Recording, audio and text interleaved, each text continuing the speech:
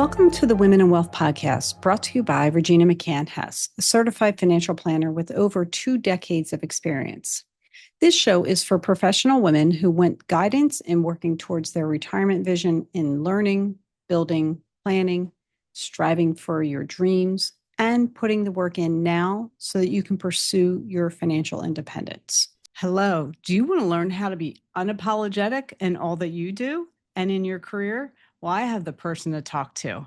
Hello, I'm Regina McCann Hess, president of Forge Wealth Management, and welcome to our Women in Wealth series. Today, we're going to talk to a very good friend of mine, Nicole. And Nicole, tell us who you are, what you do, what you love about what you do, and what amazing project you're about to unveil. Yes, I do many things. And for once in my life, I feel like I'm finally kind of stepping back a little bit and pursuing something that I really care about and have always wanted to do, and really practicing what I've preached for a decade, over a decade, when I was leading the Society of Professional Women at the Mainline Chamber of Commerce for 10 years. So right now, I am currently a lecturer at the University of Pennsylvania in the Wharton Business School. So I do that part-time. And in addition to that, my former role, like I said, was at a Chamber of Commerce leading a very large women's professional organization group program.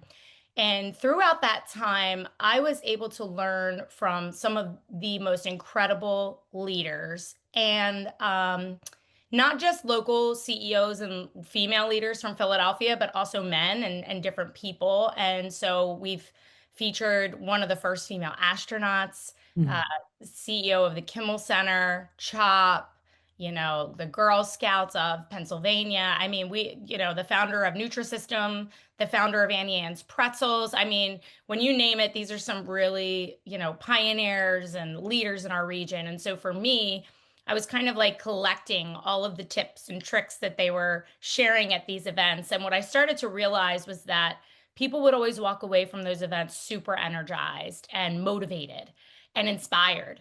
And then life happens. Life starts lifing and it gets in the way, right? And so a couple times I had walked off the stage, people would say to me, you're really good at this. You should be doing this. And I had had many countless breakfasts, lunches, dinners, whatever, phone calls where people would be asking for my input, my guidance, my mentorship. And I just did it, just as a friend or as part of my job. And I was thinking to myself, why not me? Right. And so through our Women Helping Women program, which was one of my favorite programs that we ever did, I was mentoring about 15 to 20 women at a time on like a year program. And I noticed that at the end of that program, so many women were more likely to leave toxic environments or go after promotions or change their industry after 15, 20 years or whatever the case might be. And I started to notice it was really only because that sense of community gave them confidence. Unfortunately, as women, we feel like we need permission and validation from others to do what we need to do. If you've ever heard that statistic that women only apply for jobs when they have 100% of the qualifications or 99%, when men only have 60% and they apply. And I really truly believe it's because we think we need that permission or because we're scared or we have so much counting on us or others. And so I noticed that when they had that sense of community or when someone next to them said, I went through the same challenge and this is how I addressed it, it just kind of gave them that confidence. So, I started writing this book because I was like, you know what? I really want to make sure that people have something. So if I were to get into the speaking game and start doing presentations, I didn't want people to be inspired for 3 days and then life gets in the way. So for me, it was really about having a tool and a resource and having accountability, quite honestly, where at the end of my chapters, I have some journaling. And this way I could kind of walk beside someone and hold their hand and really mentor them via the book. So it's not like, hey, I'm jumping on stage, I'm going to tell you guys to do all this great stuff and I'm going to leave you. In addition to that, I feel like women often will read a book like the 7 steps of whatever and they get to step 3 and it's a roadblock for them and then they throw the whole damn book out and they don't even finish it or they're like, oh, this isn't going to work for me. And I'm like, no, maybe step 5 works for you. Just because someone says it's a 10-step process doesn't mean you need to do every step in that process because we're all so unique. And so for me, that really is what the book is about. It's just, that's what I'm doing now. So I own a company called Narrativa Consulting. Narrativa means to tell a story in Italian. That's my heritage. And so it's really about using your story and making your story authentic to you. And so, yeah, so I'm just consulting right now, going to be promoting my book and then lecturing at Wharton on the side. And then I also do some nonprofit work. That is so awesome. Thank you. Love it. Love it. And yes, and that's how we met at the Society of Professional Women. And you did put on amazing programs, like Thank you. pretty darn impressive. Thank you. Yeah. Yeah. And the women who showed up for that, not, obviously the speakers were amazing, but also the women who attended were also a great community of women. Well, I think that's the part that not upset me, but I remember like a particular program with the mentoring group happened one night. And I don't know why this one night remember, I was doing this 10 times a year for 10 years. So I had over 100 sessions. But Mm-hmm. one evening really changed my perspective where, we were all supposed to go around and share an accomplishment. And I Okay. literally saw people wince, like it was painful to hear that they had to share something good about themselves.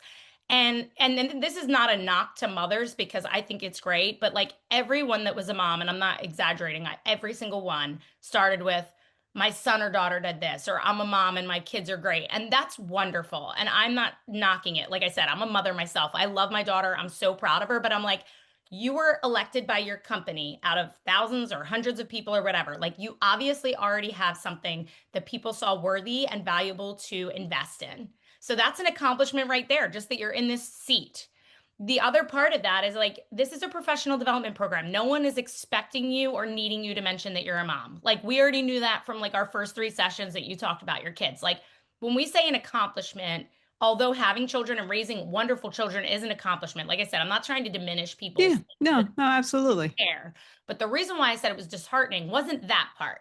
It was the part that they winced. And then this one woman was like, I speak 5 languages. And I'm like, that's not your first accomplishment. Like, just in general. And so the Impressive. other part of this particular session, and the reason why the whole thing overarching was what really impacted me, was that after we went around and shared all our accomplishments, and then they finally started opening about what they are, we also talked about our challenges.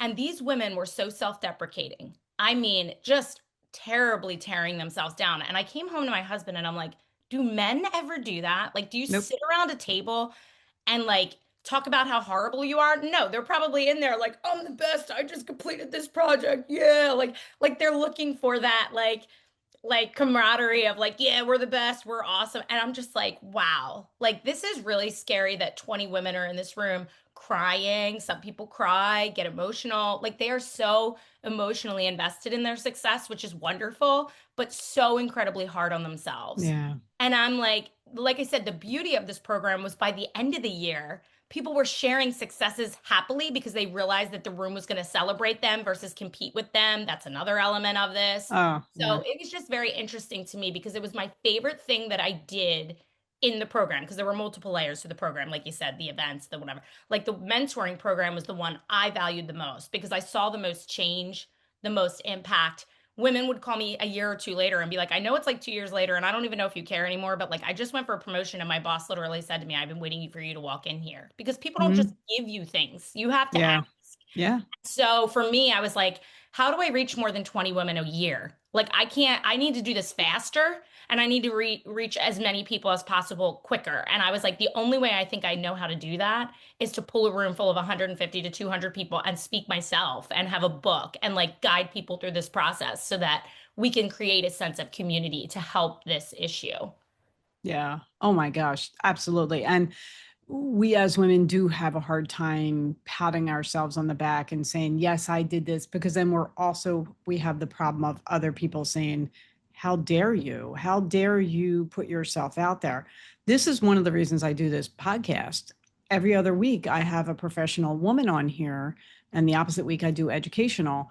But it's a way to promote women because normally we don't talk about what we do. We don't talk about our successes. This is a platform that gives them permission to talk about themselves and be proud of what they do and be proud of their accomplishments. That is one of the main reasons I do this podcast. And it's sad that we need that. But hopefully with what you're doing and, what other women are doing, we make it okay to have a brag fest. It's okay to be proud of what you're doing. I took it away from even bragging about yourself and this is in my book and it's in a chapter about how to get your kudos, right?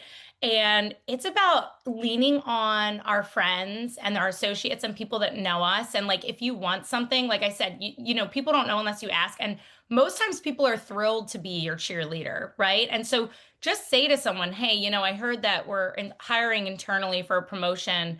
Would you mind talking about the team project we did that I led and just telling them how instrumental I was? And it's not bragging, it's like facts. Mhm. It's Yeah, it it, is fact. You're right. it is not a brag to say I contributed X, Y, and Z and it was successful. I Right. mean, those are Right. facts, right? And sometimes for us, when we have these facts, it's easier because then it doesn't feel like a brag because you're like, oh, good, this isn't an emotional like attachment of like, oh, Yeah. she's just a nice person and she'd be good Hmm. here. It's like, hey, she increased the budget by 10%. It's like, oh, good, I really did that. So no one could really argue that. And it doesn't look like I'm bragging because it's just factual. And so, like, asking other people to talk on your behalf, if talking about yourself makes you feel uncomfortable, that's another really great way to do that, to brag about yourself, is to let other people brag for you. And I can guarantee you most people would want to. Oh, absolutely, absolutely. And we are kind of conditioned not to talk about ourselves in that way. And that's just hopefully something that, the younger generation learns a little bit better than we did. I don't Yeah. know. But yeah, it's a something within women and our professionals, and it is easier to talk about our kids, but it is really important that we talk about ourselves and what our contributions to the business world and things like that, and how we can support each other. One arm up, one arm down. The person ahead of me is pulling me up, and I'm pulling the next lady up to get us to just move forward as a group of professional people. I love that you mentioned the carrying people up behind you piece because I feel like the more that I've helped other people and put their names before mine or not even before mine, but just mentioned other people or were helping people, the more I did that, the more I felt like it was sent back to me from the universe. And I really truly believe the more you help others, the more you're helping yourself. And I know that sounds selfish and No, no, it's a great way. contradictory, but honestly, like I feel like instead of competing with people, I put myself on the same level as them or, looked up to them in a way where I'm like, you know what? I'm gonna follow this person and I'm gonna try to emulate what they're doing. And it has come back to me tenfold. It really has. And it's really because I removed that jealousy barrier. And instead of looking at it as competition, I viewed it as, a goal and a shared goal. Like, hey, if I help this person, they'll help me and we Hmm. can do things together.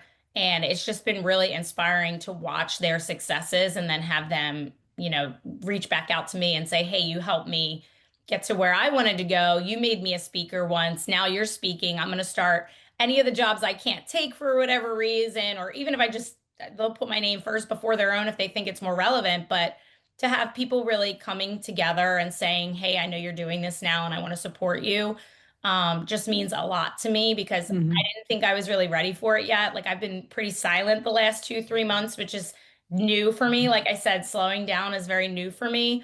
But I just wanted to really sit in this moment because a lot of times, I was such an overachiever that I would set goals. And when I met them, instead of celebrating them, I just assumed they were too easy or I just set the next one immediately. And I never got to actually sit in it and appreciate it.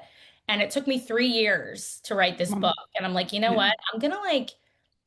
I'm not gonna rush to get it on the shelves. I'm just gonna like kind of appreciate the process that I went through and all the people that are reaching out to me saying, I want you to speak or do whatever. I'm excited for that and I want to book it, obviously, because that's gonna be my future now. But I'm just kind of like, I'm not ready yet. I'm just kind of sitting with it. And I'm like, I just want to do it justice. And I want to make sure I'm taking the right things. I want to be very intentional about what I'm doing.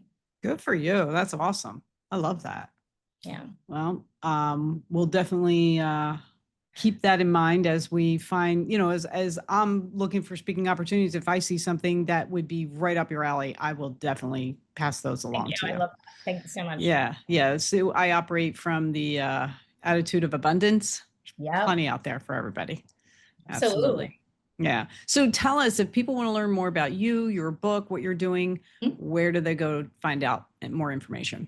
So, as I said, I'm very minimal right now. I have at least put a website up. So, if you go to narrativaconsulting.com, and it's spelled Narrativa, narrativaconsulting.com, you can find my website. It at least has three of the talks that I usually speak on. It has access to my book and what I'm doing there. I don't have any cool videos of me speaking yet or any of that because my first engagement isn't for another 2 weeks. But yeah, it's getting there. Like I said, I'm kind of a perfectionist, and it's very new for me to step back and say Rome wasn't built in a day. Hello, calm down. Because for me, I'm like, I wouldn't hire a speaker that didn't have a reel, like Yeah. Yeah. thinking in my brain of like that. But I'm like, people know you. It's okay. Yeah. Do it And messy. you're new, like Yeah. everything that a lot of these speakers that I've hired that have these amazing things, it's like we all start somewhere. So, Yeah. I have really, so I'm turning 40 in 2 weeks. And so this next decade, like I said, it sounds ridiculous to say that I burned out before I turned 40. But as a millennial, I mean, I've been through a lot of different economic changes that forced us to be kind of in six jobs at one time, economic downturns, whatever. So for me, like I have always had 3 to 4 jobs, been on 2 nonprofit boards at one time. I had a daughter during this process that I was driving her to sports and whatever. So for like my last 10 years from 30 to 40, I was doing too much, if I'm being Mhm. honest, like way too much. And so, like I said, for this next decade, I really wanted to slow down. My daughter's 10 now, and I just, I'm the sandwich generation, so I've lost a lot of people in the last couple years that have been in my life forever, aunts, uncles, things like that, my husband's father. So for me, I really want to be intentional about also making time for my daughter when she's young and making Yeah. memories, travel, and things like that. So it is very hard because I've always been a type A my whole life, but the more these good things keep happening with me and, with my family and things like that, I'm just like, you know what, this is the right thing to do. I was Hmm. hustling for a really long time, and Yeah. it's kind of nice to sit in the fruits of my labor and say, you know what, I'm going to take one job a month and speak, and hopefully it'll grow and people will invest in me, but I cannot keep going at the pace I was going before. It's just No, no, you can't. You yeah. can't. And oh gosh, what was I just going to say with going and doing everything, you just do the best you can.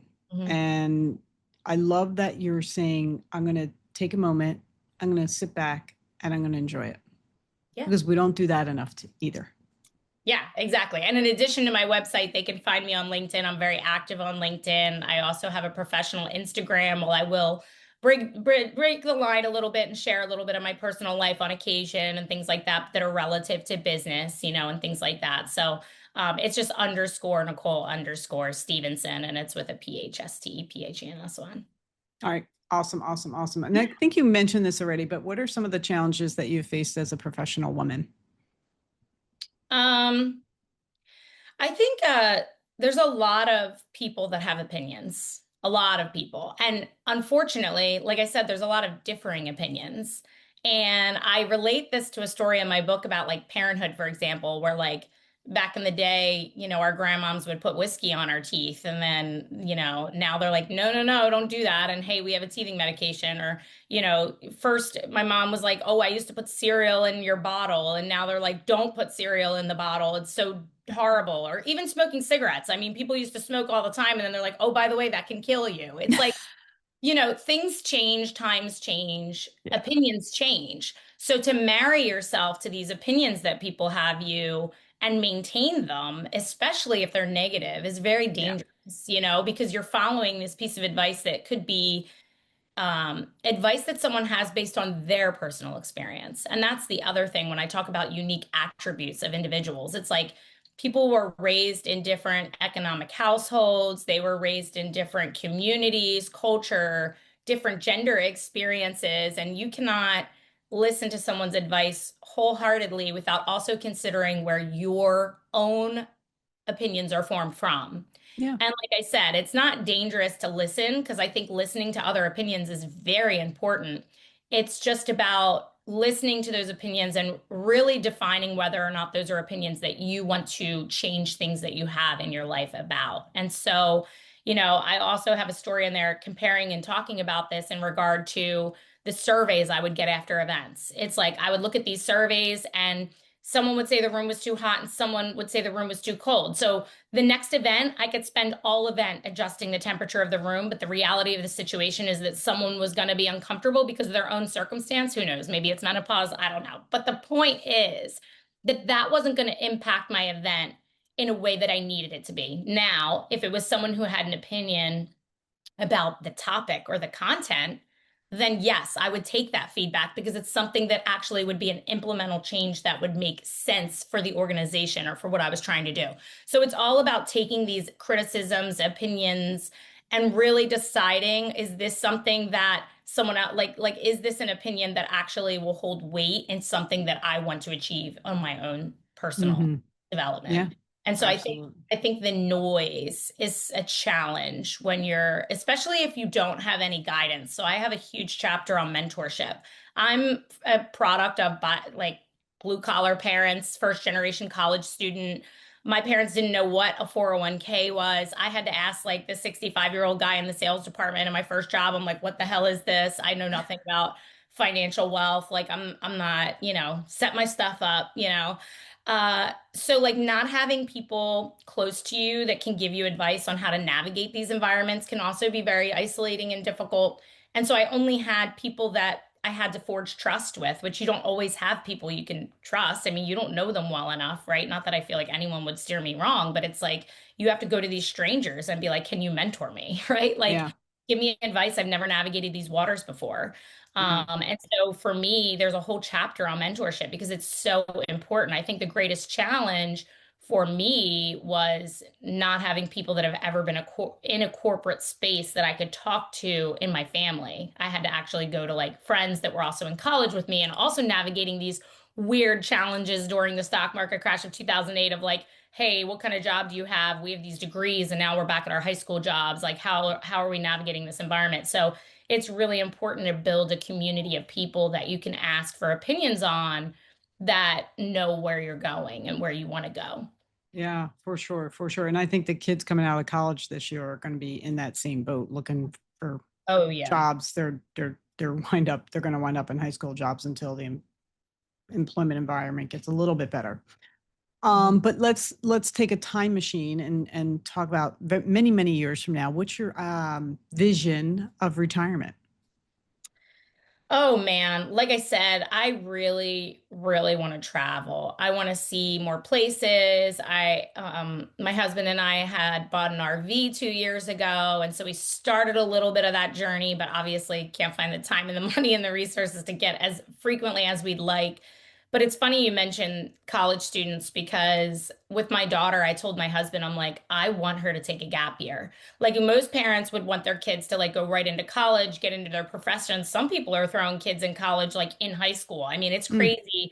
My niece is going to graduate with her associate's degree before she graduates high school. I mean, it's crazy these days. And I just think that in I didn't feel like I had enough exposure to careers to really make a lifetime decision. And fortunately, in my generation, I feel like we do jump around a lot. Like, and we're known for not being loyal because of that. And I don't think it's a loyalty issue. I think it's this happiness thing, like you're saying, and retirement and what do you want for yourself? And for me, it's like, why would we want to do one thing forever? Like, I've had a blast learning about things that I didn't even know were skills I had until I started doing them. Like, I went in for broadcast journalism.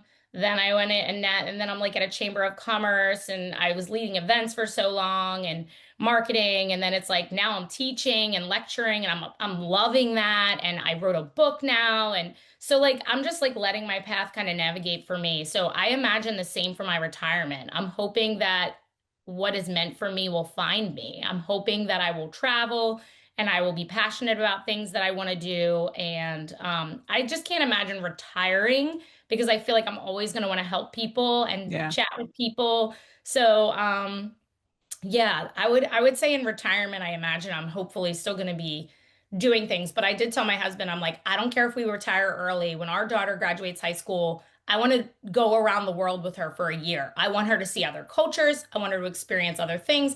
I want to give her things that if God forbid anything happens to me, she will have all of that and not have to worry about finding money to travel when she's 30 or whatever. Like, I want her to see the world before she decides what she wants to do for the rest of her freaking life, because it will always be there.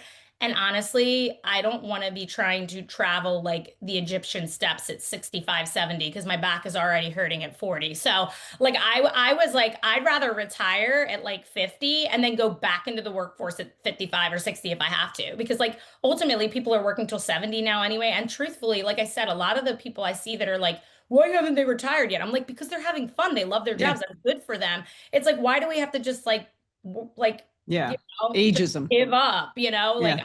so for me, it's like, I'm going to take a pause. I don't think I'll call it retirement. I'm going to say that in my next 10 years, I could see me taking a pause to really invest in my daughter and her future and helping her to make the decision that she wants to make moving into that next phase. So I mean, and maybe she'll never want to go to college. I don't really know. That'll be up to her. But for me, I'm like, I really don't want to pressure her into making life decisions at 18. It's like they're so young. I'm like, let me take this girl around the world and then I'll see it too. And it'll be nice for us. So my husband and I have often talked about, taking the RV to every state in the US together. So I'm like, you know what? In the next 10 years, I imagine that my husband and I will be taking a pause and investing the last like year of adulthood before she hits adulthood with my daughter, and then maybe coming back again. Who knows? That sounds awesome. What a Yeah. life experience and a memory that you'll all have for the rest of your lives. I hope so. Love it. I hope she'll agree. I mean, like I said, I'm not going to stop her for doing, like, if she gets accepted somewhere she freaking loves and is like, I want to be a whatever, I'm not going to be like, no, you have to travel. Like, I would never do that, but I can't, Right. I Right, imagine but she's gonna she can wanna. also just defer her. Sure. Yeah, just defer Well, it no, for a that's what year. I'm saying. Like, I would hope she would want to defer and travel, but you know what? It's up to her. It's her future, not mine. Yeah. But I can tell you, if she's in college for 4 years, my husband and I will be in that RV doing things. She can Good for decide to you. come along or not. But that is the plan. The plan is to explore more. Yeah. Good, good, good, good. Well, this has been such a joy. I love peeking behind the curtain and seeing what all this stuff going on. You're amazing. I've also benefited from coming to some of the events that you've run and have always, always had a high respect for you and admiration for all that you do. So thank you for all that you have done for everyone. And I hope it's time for the world, the community to get back to you. Oh, thank you so much. The feelings are mutual. I love that you have this podcast to inspire women because, like I said, the more that people can listen, the more it like is an affirmation for them, and the more we Mm-hmm. hear things over and over, the more confidence we have. So, thank you for Yeah. what you do and giving people Yeah, a voice. absolutely. Thank you. And then I think we're going to make our action item to be unapologetic. Be unapologetic in doing better for yourself, applying for that new promotion, whether or not you feel you're ready, apply for it, do it. And everything else that comes with it. So thank you so much, Nicole Stephenson, our freshly minted author. Go see her, go to, it's going to be on Amazon, right? It is. It is. Okay. Yep. All right. So go look for her book on Amazon and enjoy every moment of being an author, Nicole. It's a great adventure for sure. Thank you so much. I appreciate it. Yeah, no problem.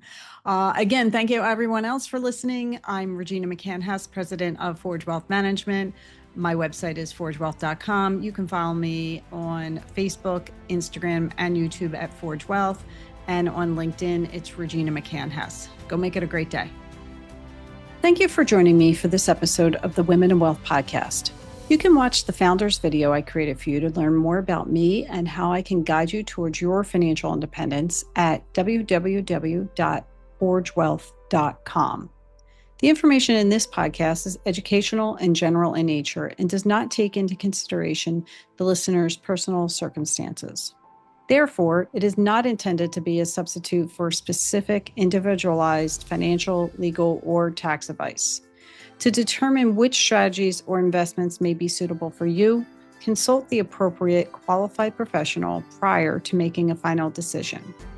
Securities are offered through LPL Financial, member FINRA, and SIPC.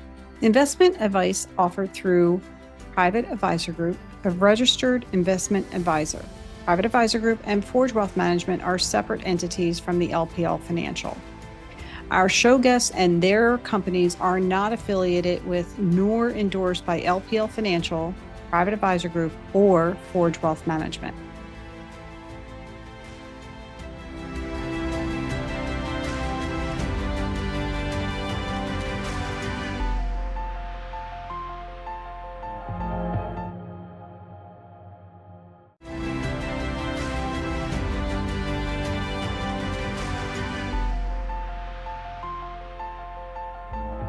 Welcome to the Women in Wealth podcast, brought to you by Regina McCann Hess, a certified financial planner with over 2 decades of experience.